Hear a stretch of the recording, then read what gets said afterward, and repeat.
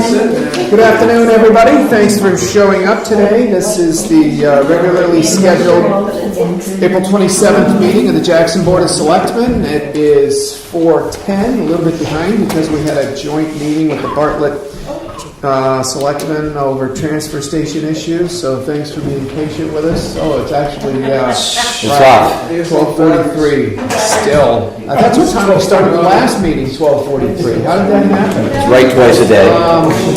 So we'll go ahead and start off, as I call the meeting to order here, by looking to go through and approve Selectmen's minutes from past meetings. The first one up is approval of the minutes of the regular session of the Selectmen's meeting from March 30th. I'll entertain a motion to approve those minutes. So moved. Second. And have you both had a chance to kind of go through here? And any edits or suggested changes either one of you have? I didn't see any. Okay, I have none either. So all those in favor of approving the minutes from the board meeting on March 30th, say aye. Aye. Aye, very good. All right, here we go.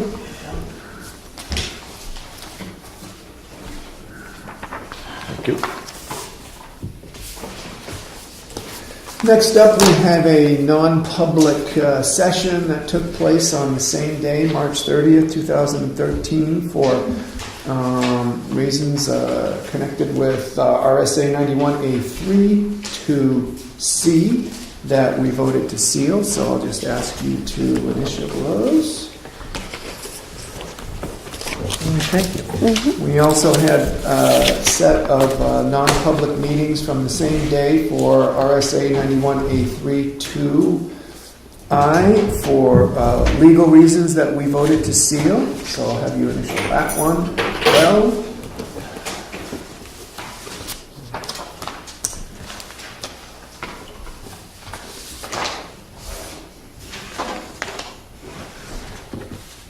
you, and we had a third set of non-public minutes from the same date. We went in a non-public session for RSA 91A3 to B, and we voted to leave these minutes unsealed. So I'll just briefly read what we put down. It didn't last very long, but the board final interviews for police officer candidates Nathan Boothby and Gary Sherry were conducted on that date. And that's the extent of the minutes that we had for that date. March 30th was a busy day. I don't remember it, but that's okay. Probably a good thing. A while ago. Update on action items, really quick. Our brief set of action items is somewhere in front of me. It's right under this one. We had no action items for anybody other than Julie H's update on the backhoe specs, and those were distributed to the selectmen, and we have forwarded those on to the highway department and the road agents of both towns, and we have made that lease to own purchase, and that machine will be delivered tomorrow, and it will be and it'll be the salesman's going to be up Wednesday to meet with the transfer station staff, go through using it. We'll have a maintenance log that they learn how to use, and they'll all get a tutorial on how to properly maintain the thing. So that's good. I think officially it's in. Is it there today? I heard it was there. Well, then they got to keep that gate locked. Say it again, I'm sorry. Then they got to keep the gate locked. I know. Upcoming meetings, Thursday, May 11th at 4 p.m., Thursday, May 25th at 4 p.m., right here in this room. And we have our June meetings scheduled. That'll be Thursday, June 8th at 4 p.m. and Thursday, June 22nd at 4 p.m. Right here in the town office meeting room. So hope you can make it and join us for that. Next up, police update. Chief Purley is here to give us an update. Floor is yours, Chief. Thank you, Mr. Chairman. I am very pleased and happy to announce that we had a successful candidate search, as you heard by some of the minutes, for police officers. In total, we received 6 applications, 3 of which were unqualified by just by minimal qualification due to education, but 3 were successful, although one, since being a successful candidate for us, has obtained full-time employment with the Forest Service as a law enforcement ranger, so he's moved on. But out of the 6 applicants, we have 2 excellent candidates that have been added to the ranks of the Jackson Police Department. First, and I just want to give you a brief description of the officers and some of their qualifications. First would be Gary Owen Sherry. Gary Sherry will work for us in a part-time capacity as needed. He has been a certified police officer in the state of New Hampshire since 2003. So he's got near on 15 years of experience. He started his career in the Bartlett Police Department from 2003 to 2010. Prior to that, he and his wife Patsy had moved to New Hampshire in 1992 from the Kearney, New Jersey area and the Manistee, Michigan area. In 92 they moved, and in 94 they started a company called North Country Independent Living, which is a facility that cares for traumatically brain-injured people and assists them in living an independent life.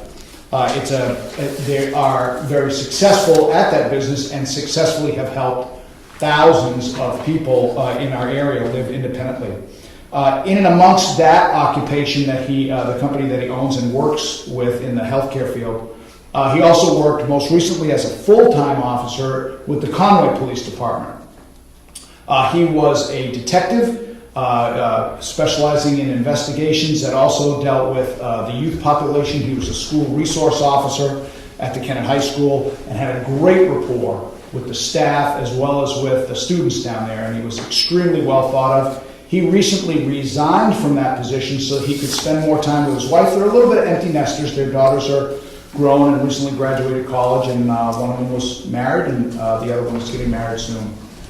So he resigned his full-time position, but didn't want to leave law enforcement completely, and so their loss is certainly our gain with his breadth of experience and qualifications.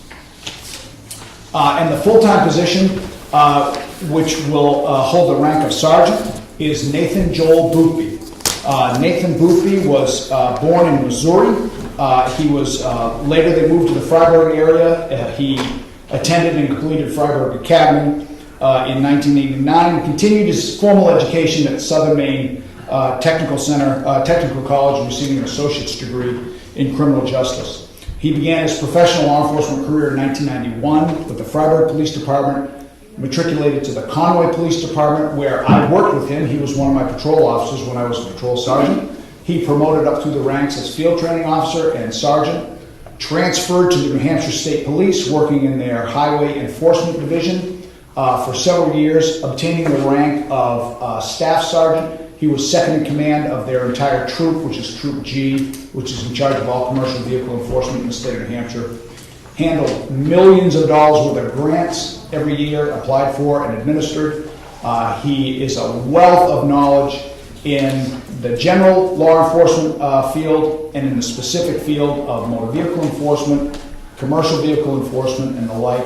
And those skills, investigating those crashes, investigating those types of offenses, transfer seamlessly to general law enforcement services. He's also an accomplished firearms instructor and trainer.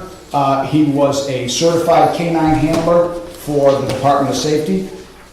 And he has additional specialized training from the Command Training Institute at Babson College, as well as several courses and curricula in law enforcement, both at the state and the federal level. He's an excellent officer, and we really could not be more fortunate in a town this size to have someone, or have 2 officers of their caliber be available and desirous to work in the community. So I couldn't be happier, and the town is going to be very well served for years to come for both of those officers. So they have already started working, and we started outfitting them, which takes a little bit of time. You'd think you could just go to the store and buy police uniforms, but it takes a while to get all the kit and caboodle assembled. So that process is ongoing, and we're going to have a formal swearing in and introduction to the community on the next scheduled Selectmen's meeting, May 11th. So you get to meet both of them. So, like I said, I couldn't be happier, and we're very, very fortunate in a time where departments struggle to retain good help and struggle even harder to find good help. We really lucked out by getting these two officers to sign on to protect the town of Jackson. Excellent, thank you for the So, report. thank you, Mr. Thanks, Chairman. Chris. Quick question, do you see the formal public swearing-in ceremony starting before our meeting or after? At your pleasure. At your discretion, if you want to get it in and out of the way before your meeting, that'd be fine. We can schedule for 3 o'clock if you'd like. Depends on if you want to be here How much earlier time or stay a little later. How much time do you want to take for that, an hour? Yeah, an hour. Be fine. No. John, Sure. Dick, any thoughts? I imagine I can make it. Let me check my schedule. Probably. Yeah. I'll be here. Okay, All right, so we'll schedule that for 3 o'clock. good. Terrific. All right, that's all I have, Mr. Chairman. And All right. the rest of the board. I have one, my wife, Ann Bennett, attended your presentation at the Jackson Grammar School. Excuse me. At the Jackson Grammar School, and was really taken with it. It was a wonderful presentation. It was on cyber... What did you say? Cyberbullying, Cyberbullying and social media pitfalls, if you will. Yeah. There were a lot. Thank you very much for that compliment, and it was a very well received presentation. I had help from Conway Police Department, a couple of detectives. One detective and a school resource officer. And it's a concern for every parent who's got a kid with an electronic device. They're always on it, and it's a gateway to the world. It can be a wonderful thing, just like a library is a wonderful thing, a source of untold information, but it also, has some dangers. It's an open door to the rest of the world, and sometimes the world can be a dangerous place. So, it was very well received, and I guess it was well attended, according to Gail. It was the most people they've ever had at a PTO meeting. So, but it was our pleasure, and that's really, a role that we see the department filling in this community is education, information, and helping make sure everybody's safe. That's our goal. And don't forget, Drug Take Back Day, Saturday, in front of the school. Drive in, drop off, we'll take care of the rest. Any unused medicines that you want to get rid of. They don't just have to be dangerous ones, just unused medicines. Can you pick up any? No, there's no samples this time, John. Those pesky laws. What's the time frame on that? That's going to be from 10 to 2. We advertised 9 to 1, but we'll be there from 9. We'll be there from 9 to 2. There was some 10 to 2. There was some question about we were going to run it 9 to 1. The DEA formally wants it from 10 to 2, but we'll be out there. Great. We'll be out there till everyone's done dropping off. Excellent. All right. And the whole force will be working, and we'll come and pick up if for some reason you can't get out of your driveway or ran out of gas or whatever. Great. So we'll be there. Another snowstorm? Snowstorm, please no. Pray for Put away my long underwear. All right, thank you very much. Thanks, Chris. Thank you, Chief. First session for public comments, agenda item 4. Joyce, your hand goes up first. No, I'm so sorry, Chris left. I seem to recall that we were having 3 police officers. I remember I liked 2, and then when Chris presented, he said 3, and now I'm hearing 4. And I know it's part-time, 3 full and 1 part-time, but that's not 3. So I don't know if anybody recalls the same thing I do, or what's transpired.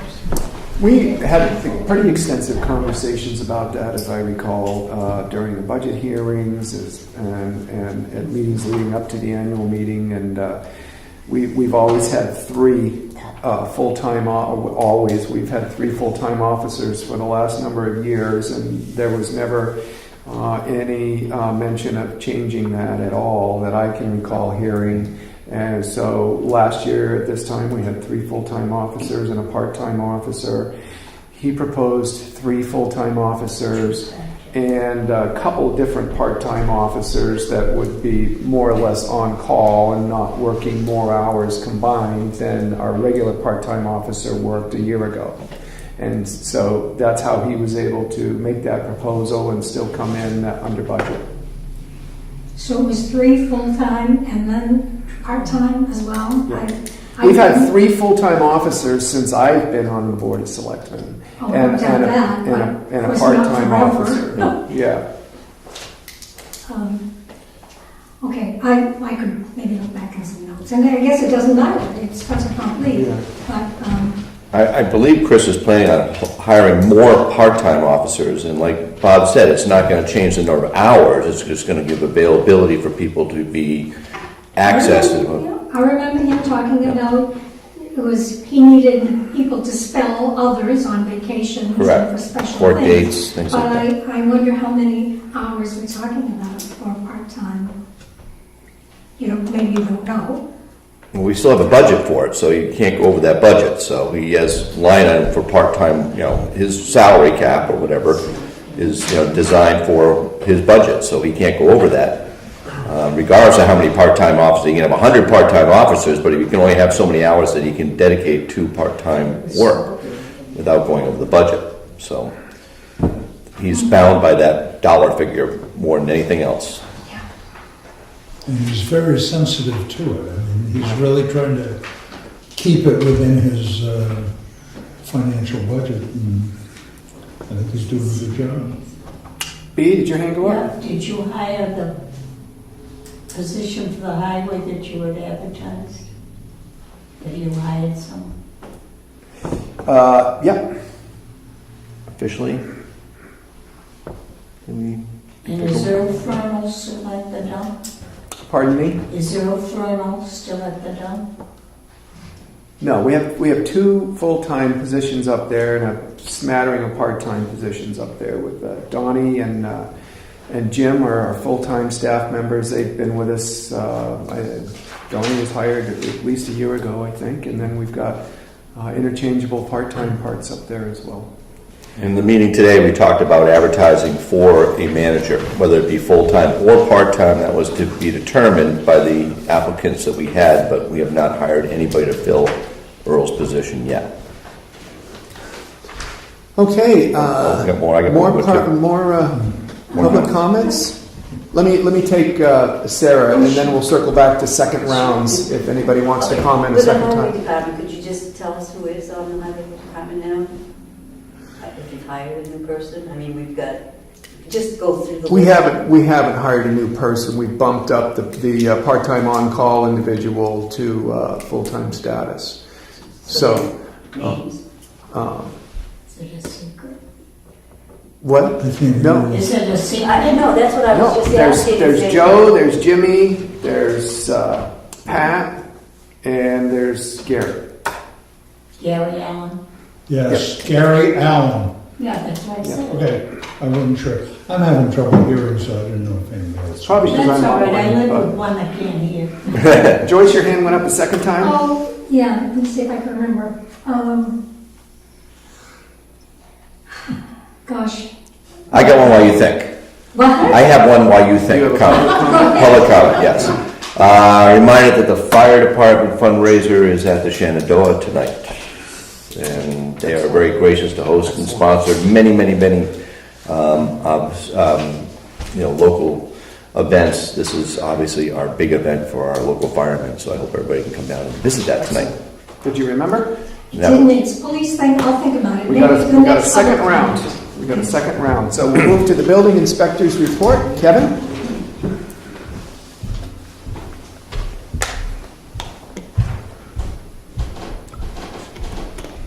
Take your time. Good afternoon. How are you? Yeah, that's right. Believe me, I'll get in and out of here.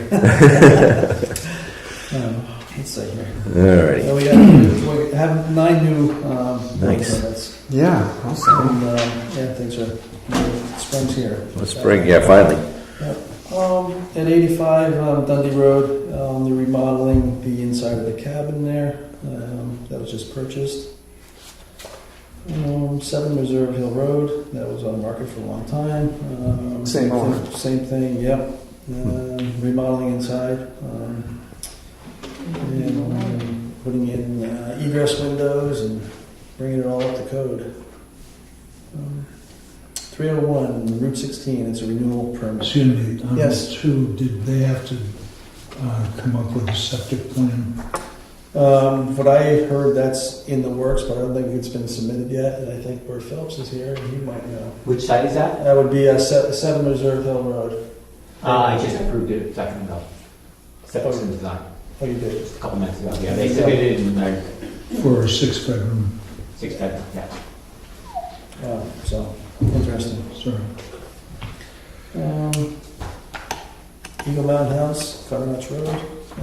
As everyone driving by, you can see they're working on the porch there. It's a little bit more straight now.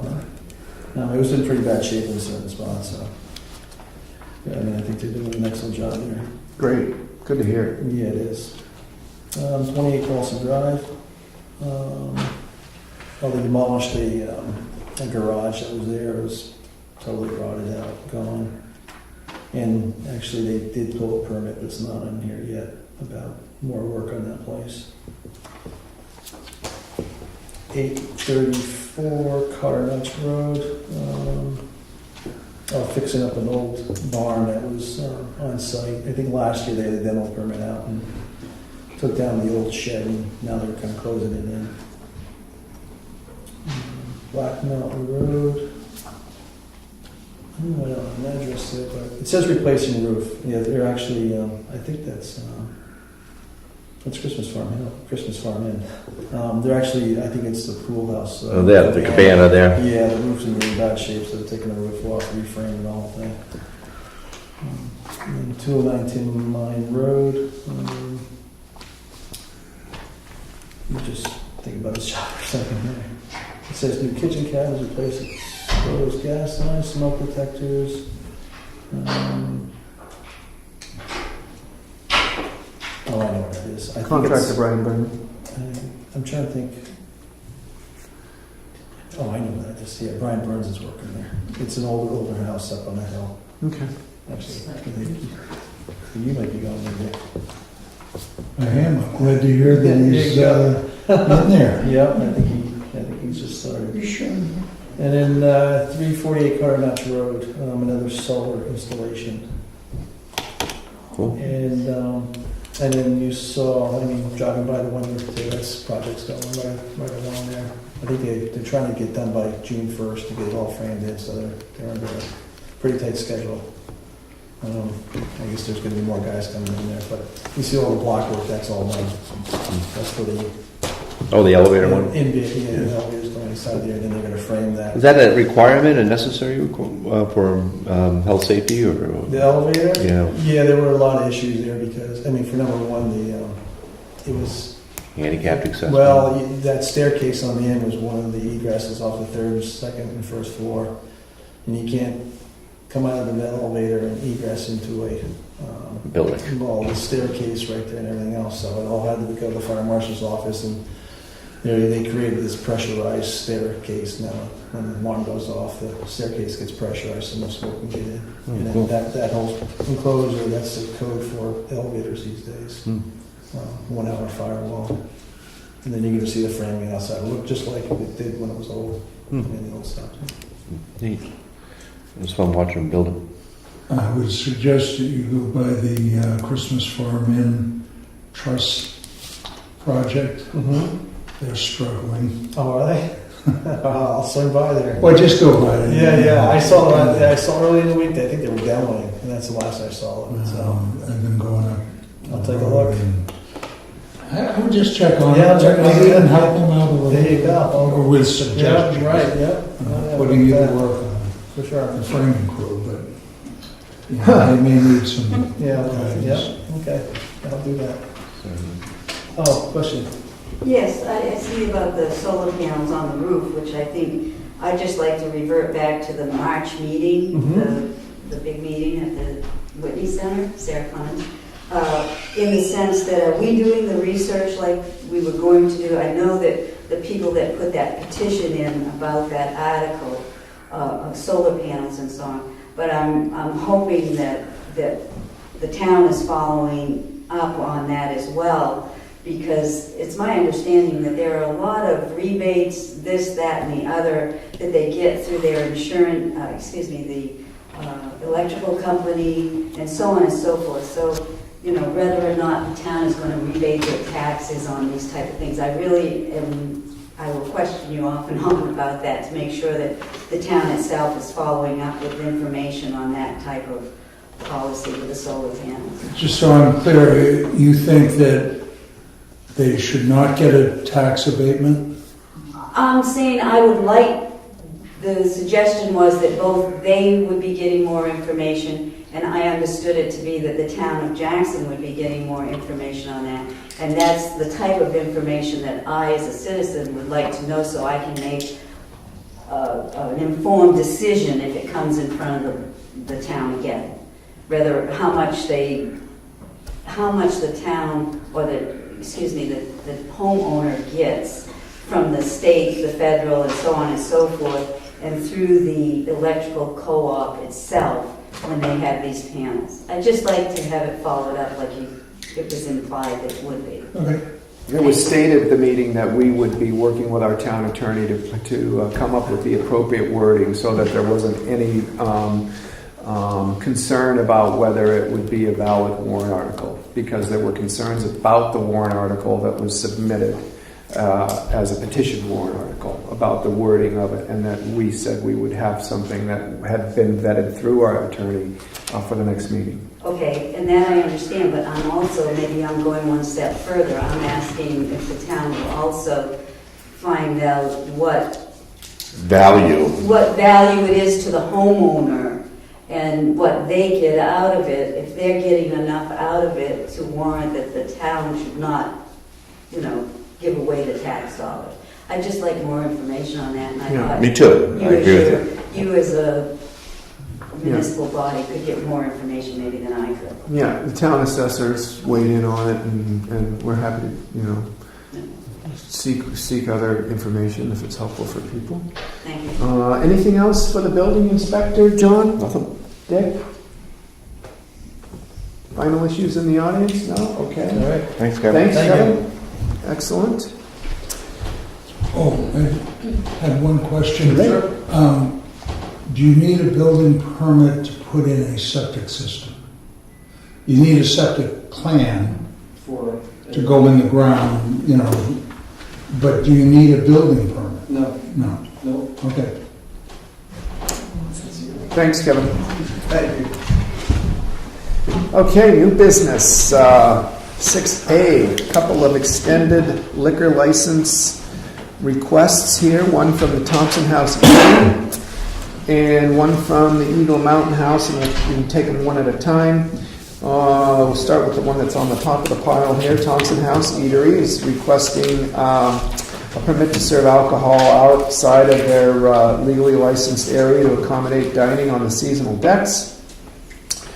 In addition to the letter that we craft for us to sign if we approve, I've got the letter dated April 20th from the Thompson House Eatery. Dear Board of Selectmen, thank you for consideration.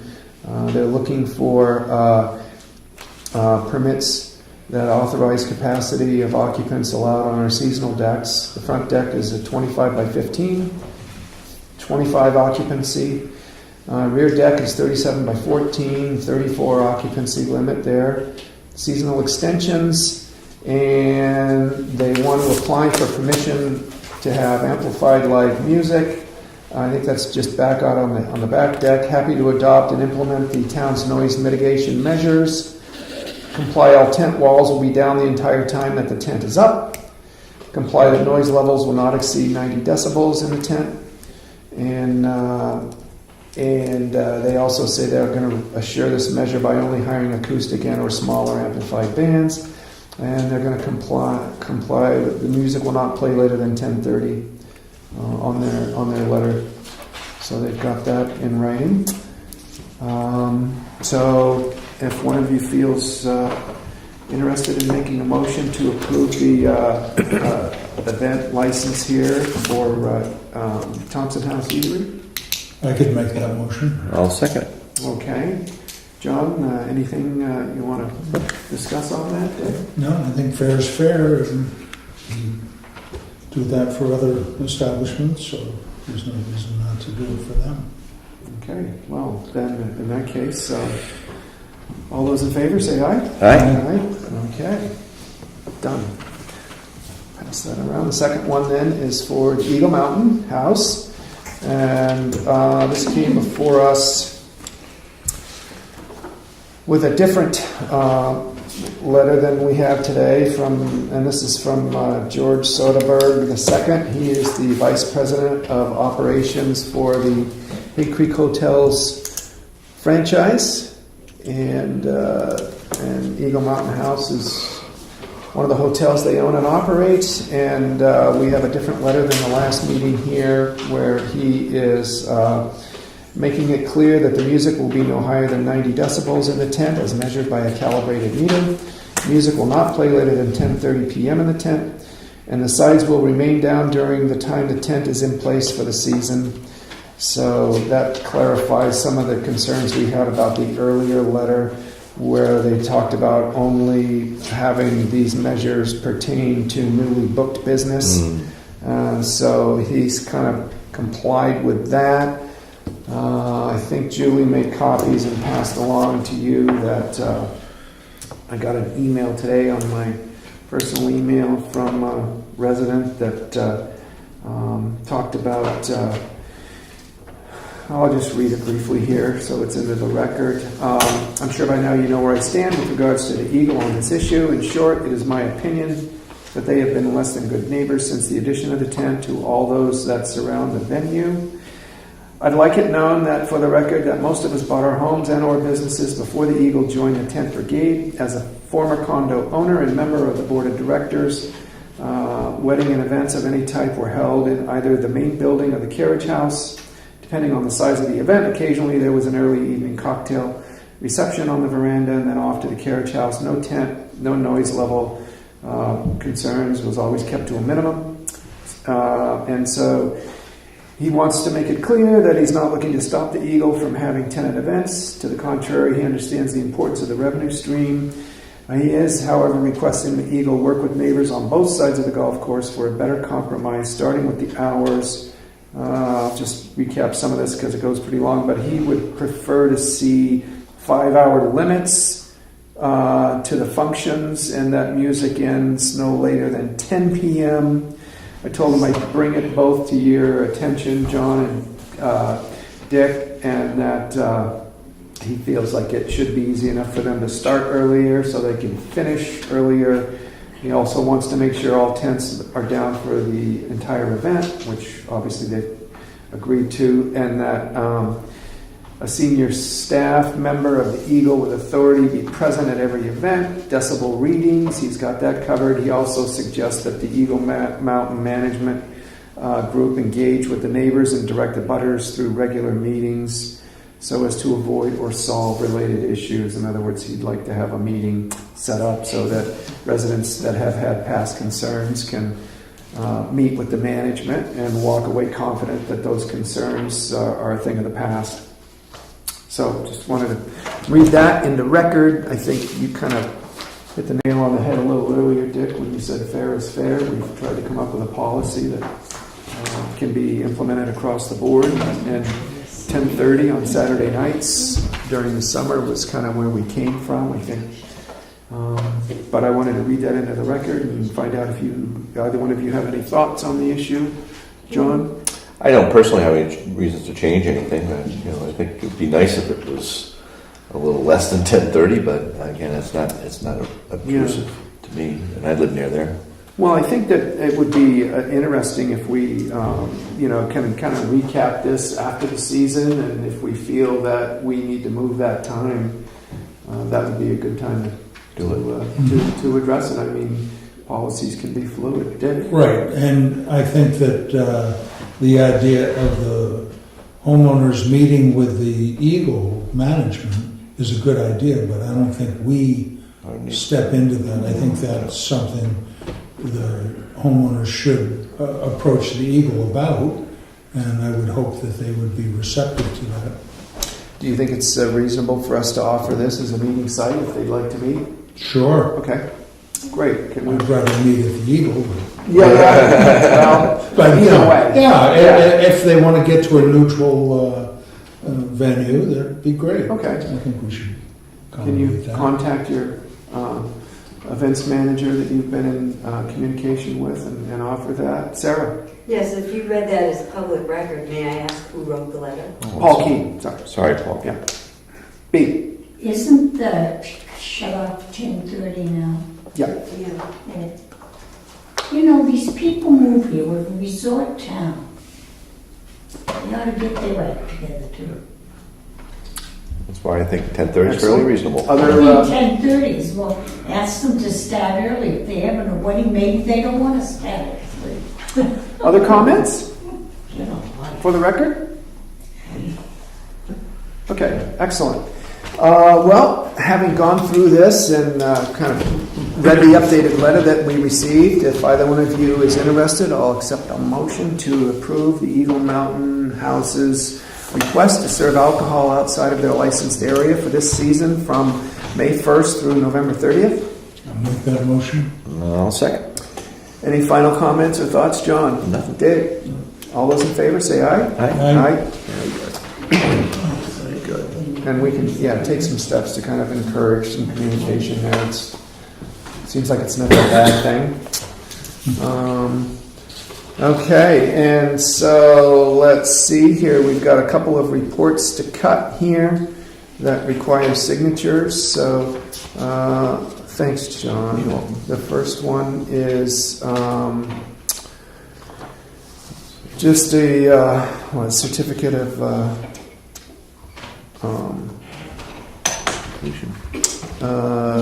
yield taxes assessed, and this is for Peter Farrell. I'll entertain a motion to assign the report of cut here. So moved. Second. Okay, all those in favor say aye. Aye. And we've got a second one here for Robert Beatrice and Randy Davis. Entertain a motion to sign this report of cut. So moved. Second. All those in favor say aye. Aye. Yeah.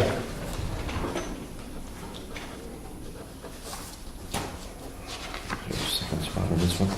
Yes. There should be. Yes, I knew there was.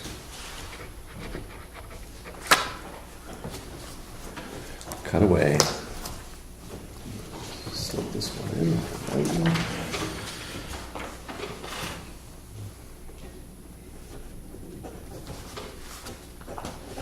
Did you have both of those pages? Nope. She's on the ball. Watching me like a hawk. Somebody should. Thank you. Yes, the other little marker. I want you there too. Yeah. Very efficient. Gum everything up. Get away with that. Okay, so let's see. We've got we've got the. I'm going to slip in the road agent's report here. I don't know how long you're going to be able to stick through this or whatever. Although we're coming to a close here. I'll just read road agent's written report into the record. It's finally starting to look like spring. I like that. We had one heck of a winter. The snowfall I had is 152 inches with 37 different weather events. That's the most snow since 2007-8. After a bunch of discussion with Bob, we decided to purchase a snowblower for the small 4x4 John Deere tractor we have. It's a 47-inch blower and it works good. It isn't the greatest with super heavy wet snow. Small storms or cleanup of larger storms, it works really well. Gene Brown, I thought did a good job this year as well. He's the one we contract with these specialty equipment. He was here the day after every storm. I think the contract is within 24 hours of the end of any storm, and he met his obligations this year again. the very end, he had a major breakdown with his blower. Sidewalks are a constant battle during the winter. Thank you for having patience. We purchased a grizzly screen in mid-January. Purpose of this piece of equipment is to separate frost chunks from good usable sand as we dig from the sand pile. During an ice event where we will use lots of sand, you can screen the old frost out and use a bunch of unusable sand without the screener. If we had not had this, we would have needed to get more sand before the end of the winter. It worked well this year and should last a long time. I know we had discussions about whether to craft our own, and it seemed like from your experience and others as well that every time somebody kind of rigs something together, you're constantly fixing it. Yeah. Been a lot of calls regarding road bans. The bans go on when the roads start to thaw out. They come off when the roads have dried out. There's no magic date for the bans on or off. Dundee's still pretty soft and will remain closed until it dries out as well. Sounds like those bans are weather dependent. Road sweeping's well underway, and our summer work in paving will follow that. And that is the road agent's report. John, any questions for the road agent? Big thank you to everybody for keeping the roads clear. You did a good job. Yeah, very good job. Good. Yeah, and I'll second that. And largest snowfall in the winter, as well as the largest number of weather events. I think that was even more than the winter 2007 and 8, if I'm not mistaken. A weather event is one where you've got to go out.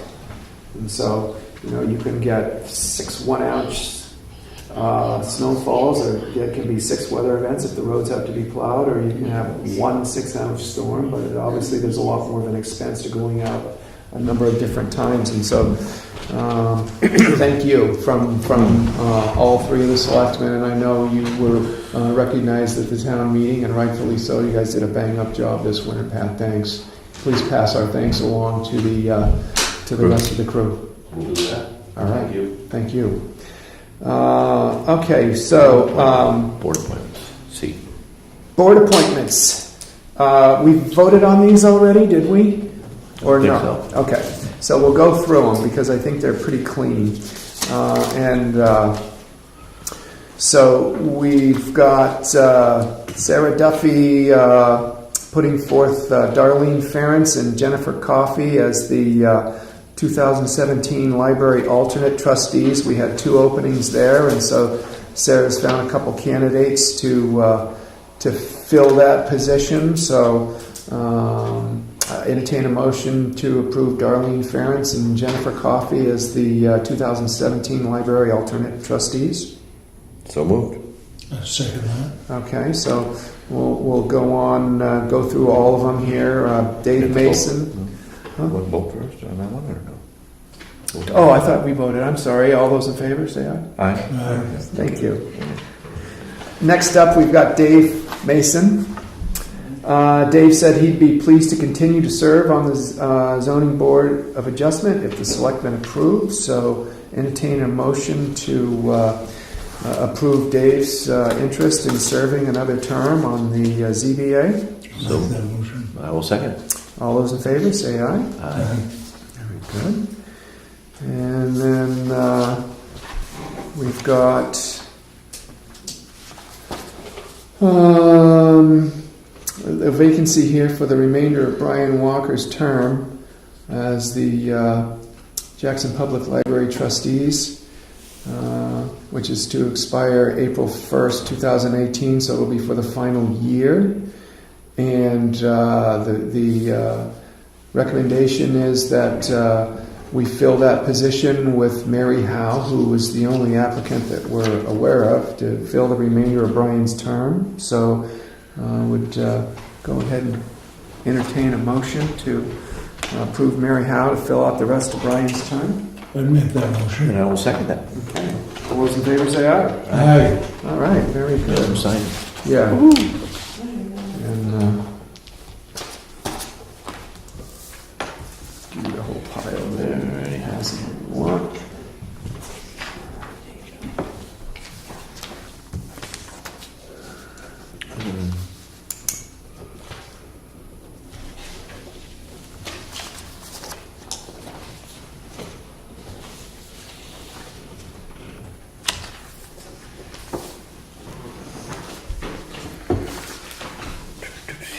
You're watching close, aren't you? Yeah. Don't blame you. A lot of paper flying around.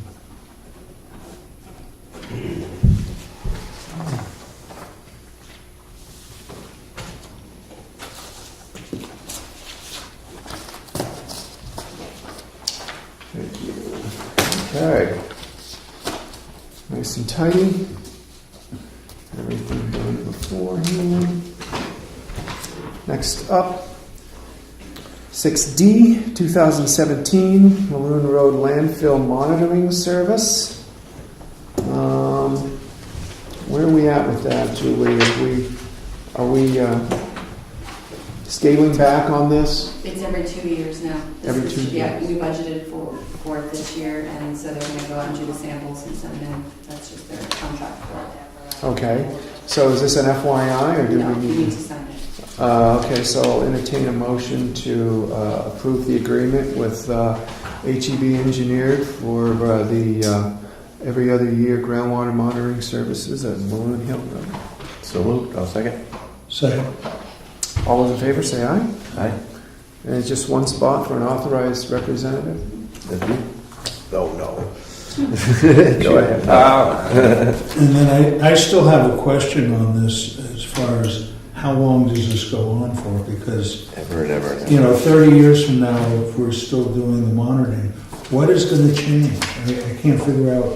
I can We've show got, you what, the- 5 wells? I can show you the emails that we had last year regarding, because we were doing it every year up until Right. last year, then they cut it back to years. But I'll show you the email correspondence with the DES, and basically they're saying it's an indefinite thing. It's in perpetuity. We just do this forever. Well, Well, they didn't say forever, but they wouldn't commit to an end date. Well, I don't know what's going to change. Right. You know, that, Maybe you and I can call them directly. yeah, because it doesn't seem logical that we just keep paying a monitoring fee. Right. Should we reopen it? You know, and then we don't have to monitor it? I don't, you know, it just doesn't make sense. What's the fee, may I ask? What is The fee is to pay What is- HEB. Right, but How I'm much? saying how much is? Oh, they do the water, we have the wells We budgeted drilled. 5,000 this year.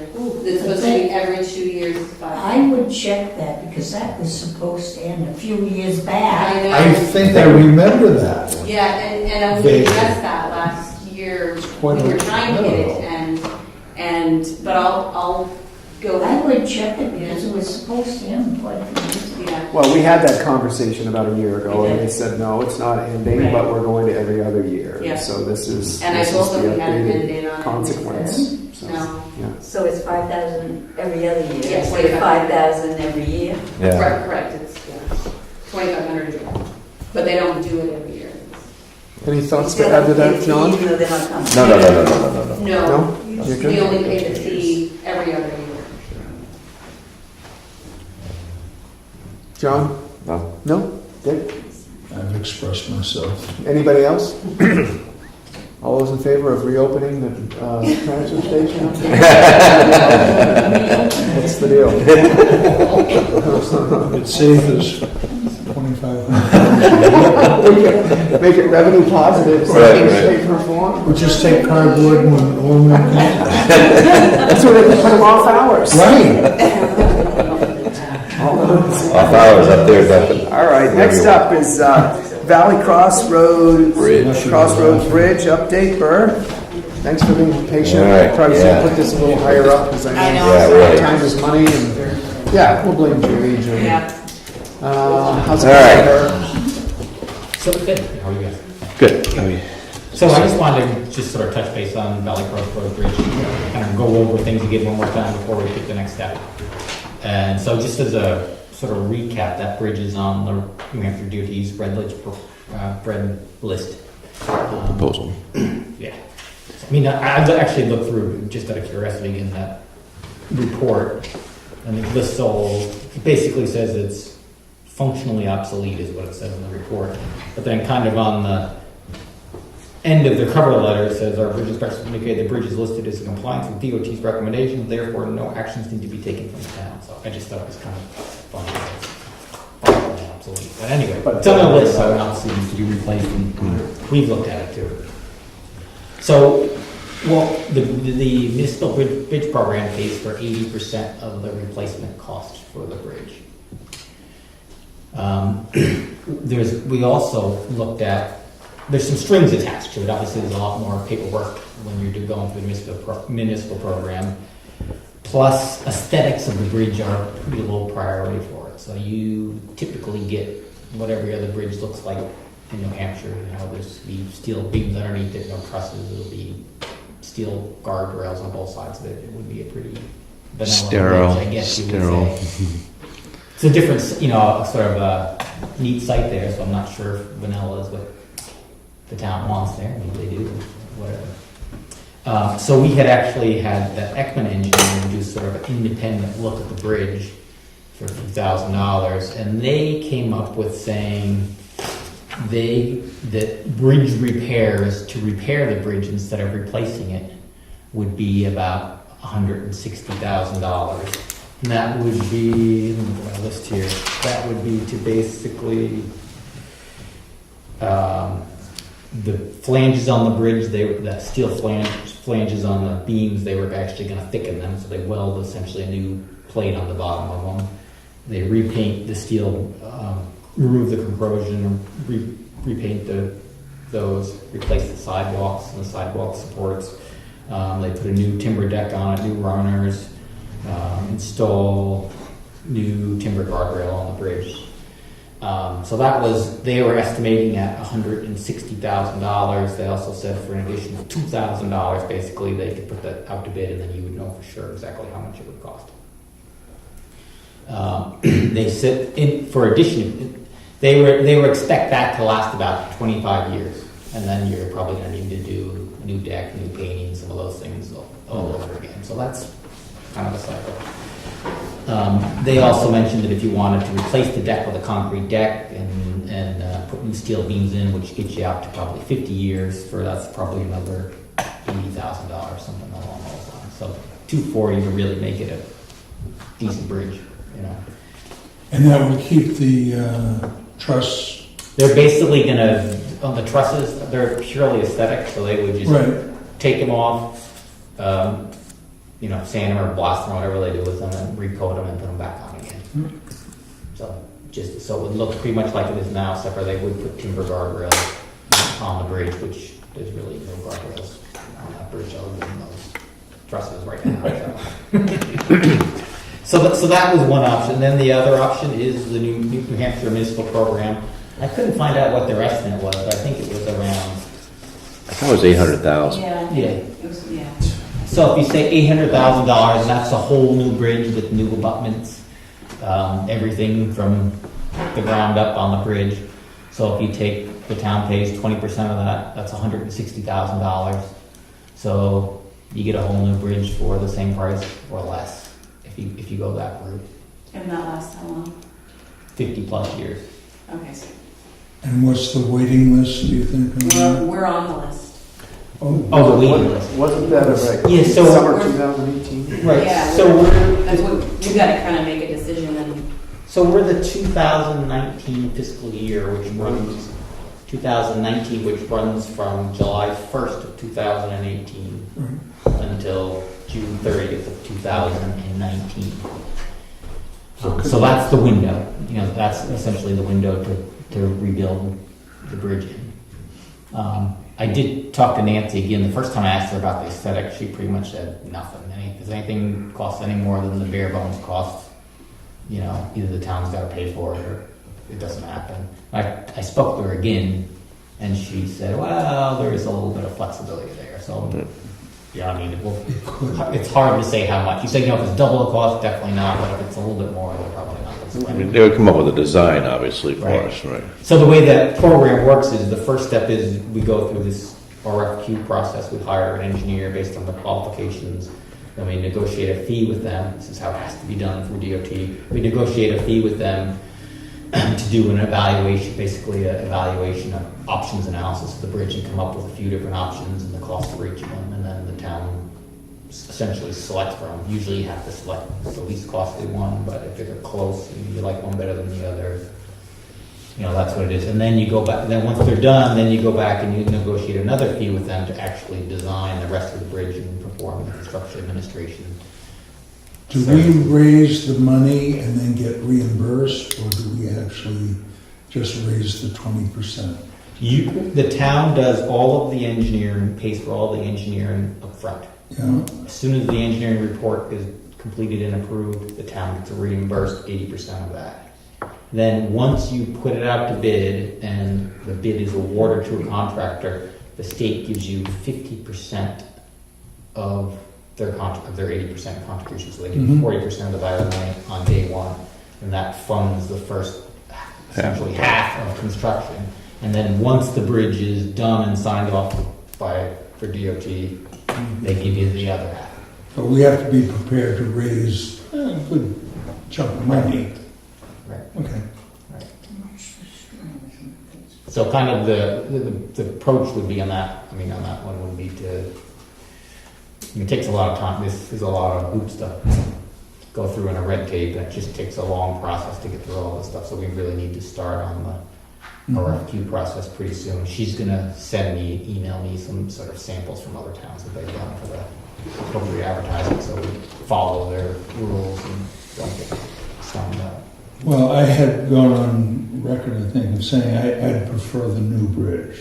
That would be my first choice. Okay. I just wanted to confirm that before we went on to the. You better ask these guys, that's it. What do we have in our bridge fund? Do you make it 60 something? I can't remember now off the top. How much? I thought it was 60 something thousand. 60? Is that what, does that ring a bell? Sounds about I'll have right. to double check. Yeah, I But haven't when seen it, but I think when we we told talked him. about it, when I initially sent him the figures, which I have to check, I think you felt that could cover the engineering costs, right?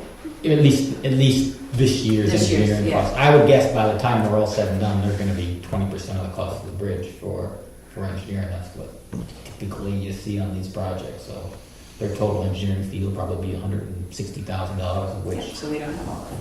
40% of that's probably during construction or something like that. The rest of it's the design phase.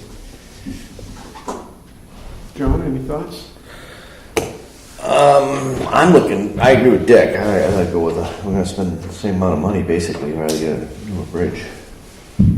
One way or the other. Right, the trade-off is aesthetics. That's really what Yeah, the I know. trade-off I mean, is. if we can work out this aesthetics, I mean, that's not a kill thing for me. But I mean, the town may want to add in, maybe if they want more aesthetics, they may need to kick in some money above that, their 20%. In order to get that money. So, just being upfront. I don't see that we need to keep the truss look. I think that whatever gets designed will be a pleasing bridge and functional. And aesthetics are important in this town, but I don't know that we need to go backwards and try to rehab a bridge that, I climbed around underneath there. I would soon see a new bridge there. Does that include the sidewalk? Did they rebuild that yeah, walkway? The new bridge. Yeah, it'll have a walkway and a driving for a lane. walkway. It would typically have guardrail on the outside of the bridge, and then on that one side, because there's a sidewalk, they would have a concrete sidewalk with granite curb, and then the travel lane, and then a guardrail on the other side of the road. Pat, would you like to weigh in? Is it gonna be a 2-lane bridge, or will it be a 1-lane bridge? Will the state build 1-lane bridges anymore?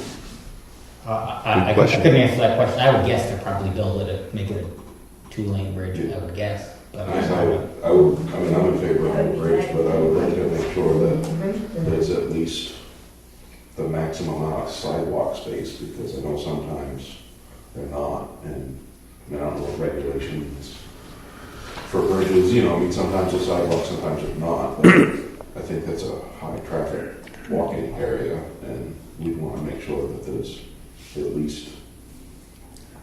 I think that's when we would sit and say we, would sit down with the design process and say, this is what we would like. Right. I don't think we just say, okay, give us a bridge. Yeah. And they just say, oh, well, this is what you're gonna get. So, What they've sort of obligated to do through the program is to give you Replacement value. is to give you a bridge that probably will look like what they're just redoing down in College Village right now. They just put new Yeah. guardrails on the bridge. You'll get exactly those same guardrails as you'll get, and then it will look aesthetically pretty much like that. That'll be one option. I think you're right. I would steer them into giving you an option for a truss bridge or something along those lines. Something that may look a little nicer, and if they're close, they can hopefully. I'm just worried about being 2 lanes and then a sidewalk. You're gonna have the right of way to get that in there. It's tight. Those are kind of important clarifying questions. Is it gonna be a If you two-lane have a bridge? 50-foot right-of-way, I think a travel lane is 14 feet. So is there a way to get some answers at this point in time about that to clarify? Is it going to be a 2-lane bridge? Yeah, we can talk to DOT and see if there's. Yeah, see what they have in mind. We can call them. What the minimum width would have to be. I think they're going to give us very vague answers until this Right. options analysis is done. Right. They're going to tell you. I mean, if the right of way is only 30 feet wide there, whatever, 2 rods wide, 29.5 feet wide, then you're going to have to buy some land or do something. Right, that's what I'm worried about. I Do have it, to yeah. buy land. It should be a 3-rod. If it's Right. 49.5, which is 3 rod or whatever, then that's. So that wouldn't just replace what 33, was sorry. there now? I mean, as far as if it remains a 1 lane, are there rules against that or something? No, I mean, their goal is to upgrade the bridge to sort of 1 lane to 2 lane. up, current standards. So I would assume they're going to do 2 lane, but I think it might just even be smart to get that question on record right now, and that that's a concern of ours, and we're hoping that, that we've identified that as a need. 2 We lane. should also look Two at lanes and a sidewalk. the deeds and see if that is a 3-rod road, and we know what we've got for a right I of don't know if we have way. any Valley Crest Road right of way plans or anything kicking around. It's so hard. A lot of this is very indistinct. But I think I was in favor also of the last time we had the discussion, and I can't remember what it was, but going with a new bridge that's going to last a long time. And I think, so I would say that's pretty much our position, and Sarah was there. those are good questions get clarified though. So yeah, and anybody out in the audience, go ahead, Sarah. Yes, Yeah. I have a question. They just repaired the underpass on Route 16 by Green Hill Road. Yes. That's the state did. Does this mean if there is a sidewalk, that you'll have that wire fencing on the top of it? If you've been on Route 16 and the underpass for the golf course, they put in a whole cement abutment, and now it's like a 3.5, 4 foot wire fence on top of the abutment. Would that be in place too on the bridge up there? If you don't know yet, I doubt it. I don't though. think they I don't have to think do so. that over a waterway. I think that's because there are people down there, and they don't want anything coming off a If somebody throwing a dump beer truck can or on a the beer bottle or rock. whatever, being able to go and hit somebody in the head that's going through the underpass. So there would still be a road limit on Valley Cross Road? I mean, right now there is if they put the new No. highway in, does that mean the big trucks go through? I don't think there would be any more road limit on. I mean, there would be a. Okay, but that was my concern, was that wire fencing. No, the guardrail without the sidewalk will be standard guardrail that you see on the bridges. On the other side, the guardrail has pedestrians there, so like any life safety code, there has to be maximum 4-inch object that can go through that. So if a kid's walking along the bridge, they can't pitch off into the river. But if you're gonna make it two-lane traffic, it's gonna cost you more than $160,000. You gotta add that in. If you're going with the- the road. You go with the old bridge or the new bridge? If you do, You're asking two-lane bridge? Repairing the old bridge or building a new one? Where the LA crossroads, you just said you wanted 2-lane traffic. You're expanding the bridge then, so it's gonna cost more than that, and even. That's what I was saying, yeah. We're asking for clarification about the cost estimate. Are they giving us a cost estimate for a 1-lane bridge or a 2-lane bridge? That's what we're looking to clarify. They were replacing what you had, it would be 1 lane. If we replaced what we had, it would be a 1-lane bridge. But we're not advocating a 2-lane bridge. No. We're just saying, okay, if we put the money into rehabbing what's there, it'll be 160, so let's say $180,000. And then we have a repaired bridge. If we go with the municipal program, we don't know what we get yet. And that's what we're gonna ask about. Get into municipal. I can't hear you. Nothing's free, they always have this. Nothing is free. There is no free lunch anymore. So, can we get that clarified then? Are they costing out right now a 2-lane bridge or a 1-lane bridge, and what are they going to be able to commit to for a width on the sidewalk? From DOT For a linear new bridge. right? Yeah. And again, they're just budget number per Right. linear foot for a typical bridge. I'm sure they're using, which Yeah, standard I would number. assume is a two-lane bridge. But again, the first option that we had about just repairing the bridge, that would be just to keep it the width it is. Right, So that's right. that's a additional benefit to the replacing the whole bridge. Right. You probably get Yeah. more with that. And if you get that, just even if there's a written report, you can save yourself the time from coming Sure. back to a meeting. Yeah, I will. Provide us with that information, we'll go from there. I'll send that Nancy an All right. email and see what she has to say. Excellent. All right. Thanks, Bert. Thank you. 6F, proposed policy for the collection of delinquent taxes. This is something we've been looking at for a while. I know Karen, you're back there, and this kind of started with us feeling like there needed to be some policies in place. So, I know, Dick, you've been involved in this. You want to give a recap of where we are with this right now? Well, we had a nice letter back from town council who kind of firmed up our wording as we tried to read it in the office and couldn't figure out what those words meant, but realized that they're correct legalese that should be in place in order to carry this out.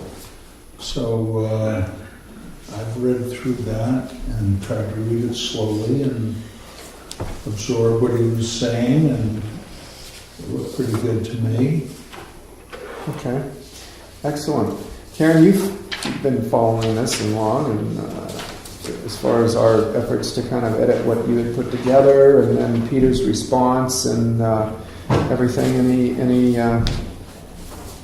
Any input on it? The two of the documents that he created were great because they'll be for future protection if we had to go to those steps. They're, for Which two? forbearances. The forbearance you liked? And Yes, it was actually the intention to, the lien and deed process. I apologize. The forbearance contract is in case the selectmen in the future decide to create a payment arrangement with somebody when they actually get to deed. So this is something that would be needed in the future if we get that far and people make payments with the selectmen's office. So having that already ready is great, and if we ever need it in the future, it might be a quick, have him look it over. He wrote it, so it should be pretty accurate. There's an additional form he created here where it's page 4. It's just stating that it's the agreement where the selectmen sign off on it with the individual. Again, it's just a formality, it's a form he created. I think what we were trying to do is prevent it from even getting this far. So, but having this on file in the selectman's office would be a wonderful thing, so we don't have to do it again. great. And then, obviously, if you had to later on, you send things up via certified mail. What we were hoping is to find out. Go ahead. To clarify, every agreement has to be signed off by both selectmen. Yes. You can negotiate whatever you want, but it comes to the selectmen to be signed on. Right. Okay.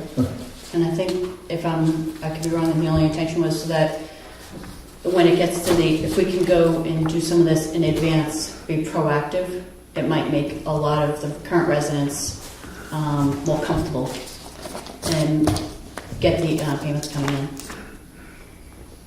All right. And so we like the documents as they're worded. I don't think there's any problem with being proactive, but as you're saying, Dick, every agreement has to be signed by the selectmen anyway. That, and I think that the procedure for putting the tax deed, writing up the tax deed, having it, and as he said, you don't have to register it, but have it in place. That's half the leverage that we have. Then it's a very short process. If there's any glitch in the whole agreement, 30 days later, that's in place. I think that'd be important to have. John? I agree. And Okay. we've been working with Karen on this quite a bit, so. Okay. So you like the idea of getting and creating that deed and just having it on file? Right. That's as I understood it. You have it on file. If something goes wrong with the payment plan, You're just going to file it? then you just notify them by certified mail. It's going in. And if they complete the whole process, we hand it back to them. Yeah, And get say, shredded. We had it, but here it is, and you destroy it. And you don't have to worry about it anymore. And so the agreement is signed Yeah. and on file. Okay, great. And that, it cuts down on the time frame, Sure. I think, to initiate that. Yeah, that makes sense. Okay. Everybody's clear on that then? Do you want to go ahead then and entertain a motion to accept the documents that have been prepared by the town council and adopt them as a formal policy? And put the process in place that Karen would start negotiating with The delinquent agreement? taxpayers. All right. I'd make that motion. I'll second. Any more discussion? No, I'm fine.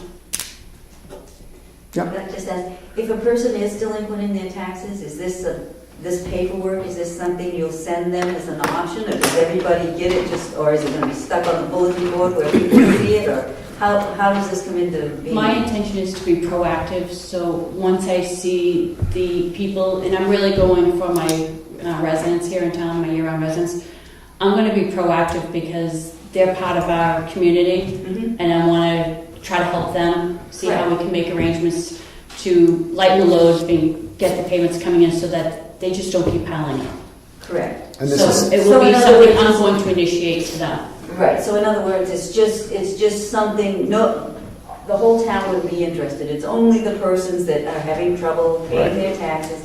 You'll notice it, you'll send them the paperwork, or maybe ask them to come in the office, speak to them, and put it together.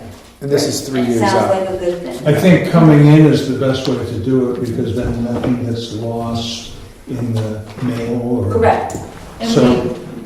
And we do have it set up so that any resident can make partial payments. We've already been approved for that. It was voted on years ago.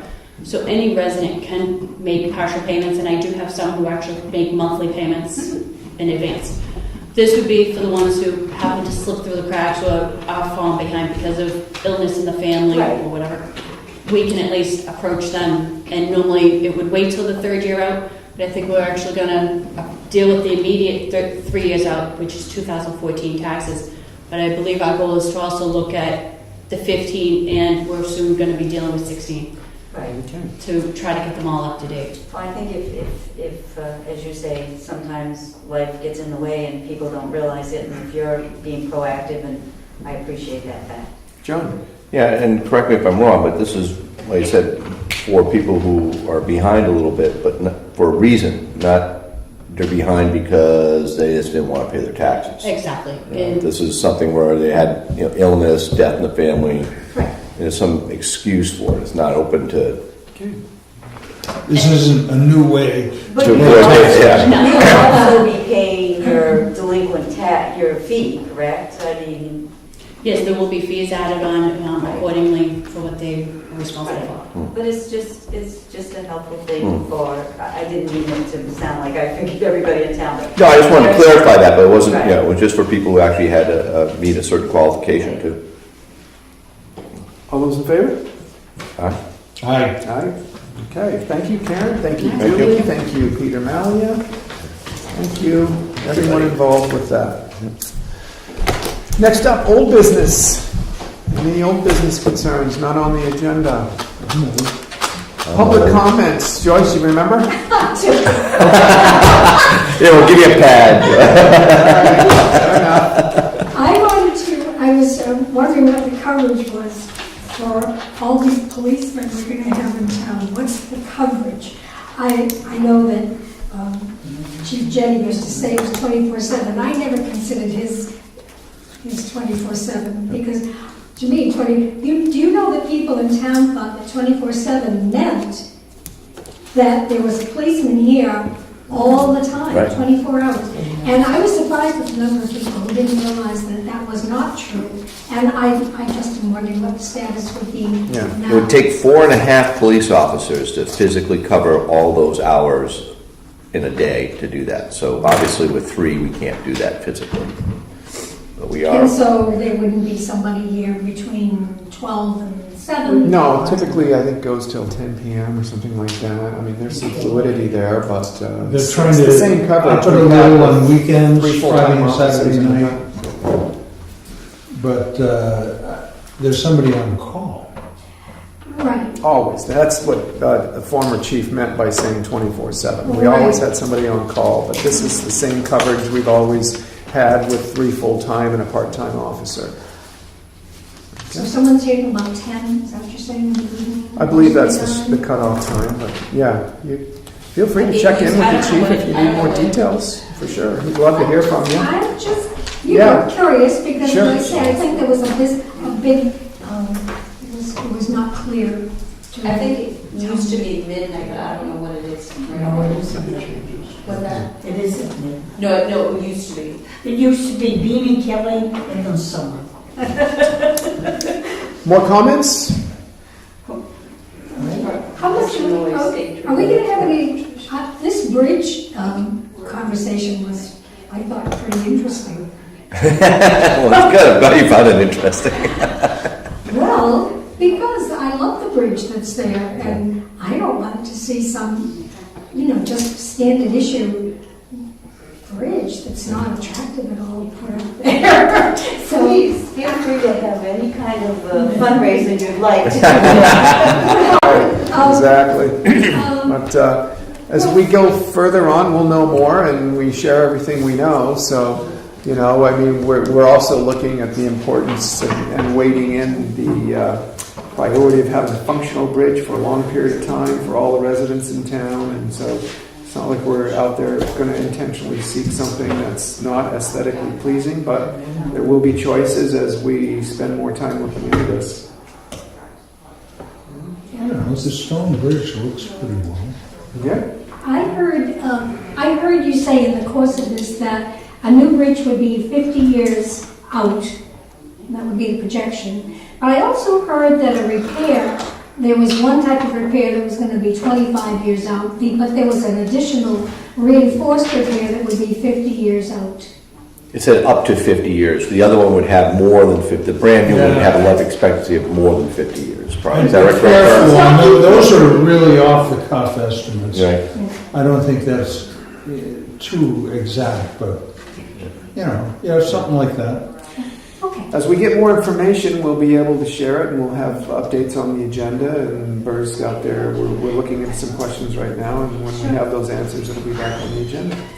Final comments, Burr. I was just saying, I think it makes sense for people to weigh in and get what you want for a bridge, because you only need to do it once. So Yeah, once right. you get it, it's done. So. Excellent. Thank you. All right. So, I'd make Motion to adjourn. second. a second. All those in favor say aye. Aye.